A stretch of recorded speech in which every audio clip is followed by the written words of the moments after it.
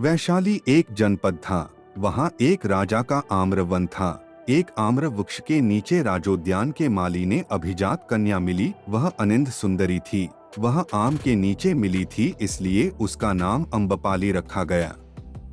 वह एक युवती थी। उसकी सुंदरता पर अनेक राजपुत्र कुलपुत्र अनुरक्त हो गए। परस्पर युवाओं में उसकी प्राप्ति की स्पर्धा हो उठी।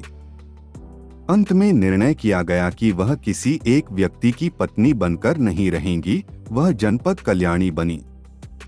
एक बार वैशाली में तथागत आए। उनका यह अंतिम आगमन था। अम्बपाली के आम्रवन में तथागत ने विहार किया था। तथागत ने जहाँ विहार किया है, वहाँ जाने के लिए अम्बपाली ने सुंदर यानों का आयोजन किया।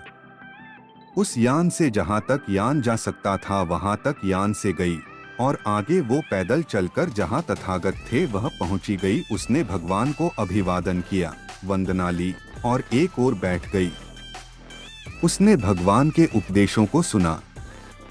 वह एक गणिका थी। समाज में अपना उच्च स्थान रखती थी। समाज में उसका आदर था। अम्बपाली ने भगवान से निवेदन किया कि भगवान कल का भोजन मेरे यहाँ स्वीकार करे। भगवान ने मौन स्वीकृति दी।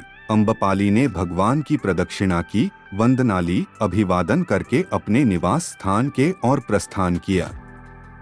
वैशाली के लक्षिवियों ने सुना कि भगवान का वैशाली में आगमन हो गया है।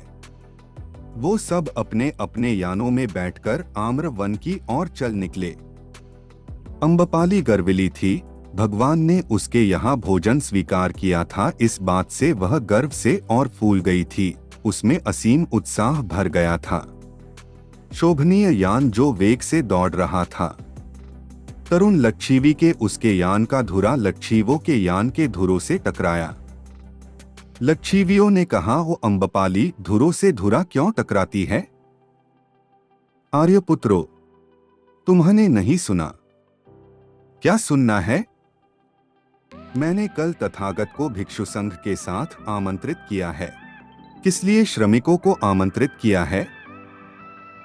भोजन के लिए। तथागत ने स्वीकार किया है। हाँ, वह अम्बपाली 100,000 लेकर यह भात हमें करने के लिए छोड़ दे।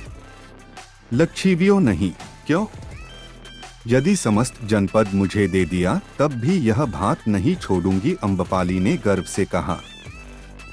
लक्षिवियों भगवान के पास पहुंचे, अभिवादन किया, वंदना की, एक और बैठ गए। उन्होंने भगवान को कल का भात स्वीकार करने निवेदन किया। भगवान ने कल का भात अम्बपाली के यहाँ का निमंत्रण स्वीकार किया था, इसलिए इसे अस्वीकार करते हैं।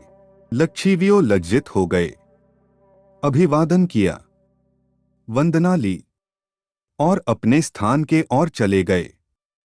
भगवान ने कल का भोजन अम्बपाली के यहाँ किया। समय दौड़ता गया।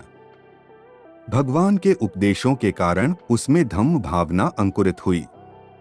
उसका पुत्र विमल कौंडिन्य प्रविजित हो गया था। पुत्र के उपदेश सुनकर उसने स्वयं प्रवज्ञा ग्रहण की। आगे चलकर अरहंत बन गई।